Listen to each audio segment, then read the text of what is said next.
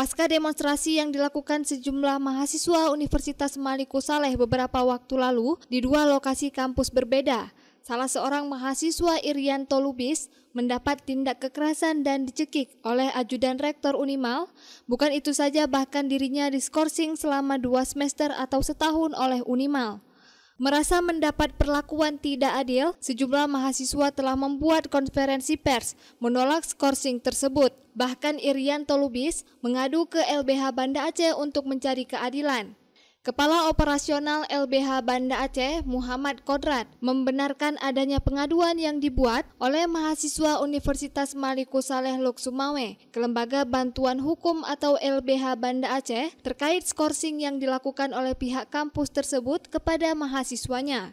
Kodrat juga mengatakan bahwa setelah mempelajari surat keputusan skorsing, tidak ada penjelasan mendalam terkait sanksi skorsing yang dijatuhkan kepada Irianto Lubis, mahasiswa Fakultas Ekonomi dan Bisnis Universitas Maliko Saleh itu. Dan skorsing tersebut juga tidak didasari landasan hukum yang kuat.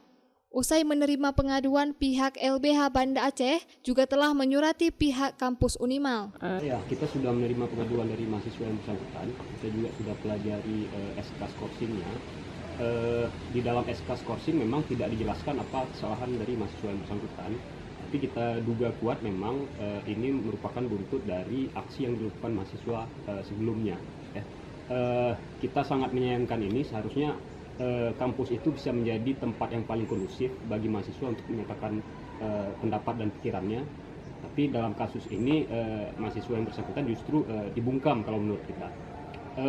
Kalau dibilang kesalahannya itu karena demonya itu menjadi chaos, harusnya dilihat dulu apa penyebab demo itu menjadi chaos. Karena informasi yang kita terima itu berawal dari ada salah seorang pihak keamanan kampus atau yang kita duga itu ajudannya rektor mencekik dan menarik salah satu peserta demo sehingga menyulut amarah massa sehingga terjadi chaos. Nah, seharusnya yang diberikan sanksi itu bukan mahasiswa yang bersangkutan karena dia menyatakan pendapatnya secara damai, tapi justru pihak keamanan kampus yang harus diproses menurut kita dalam hal ini. Menurut kita SK itu justru bertentangan dengan statuta Unimal sendiri, karena di pasal 96 ayat 4 statuta Unimal disebutkan pemberian sanksi bagi mahasiswa itu diberikan setelah adanya rapat senat setelah mendengar pembelaan diri dari mahasiswa yang bersangkutan.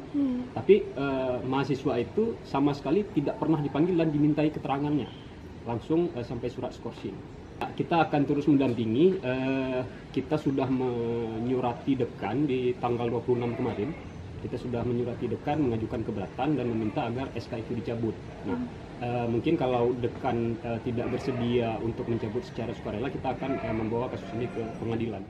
Hingga saat ini LBH Banda Aceh masih menunggu balasan surat atau respon dari kampus Unimal atas layangan surat keberatan terkait sanksi skorsing terhadap Irianto Lubis, mahasiswa Unimal dari Fakultas Ekonomi dan Bisnis.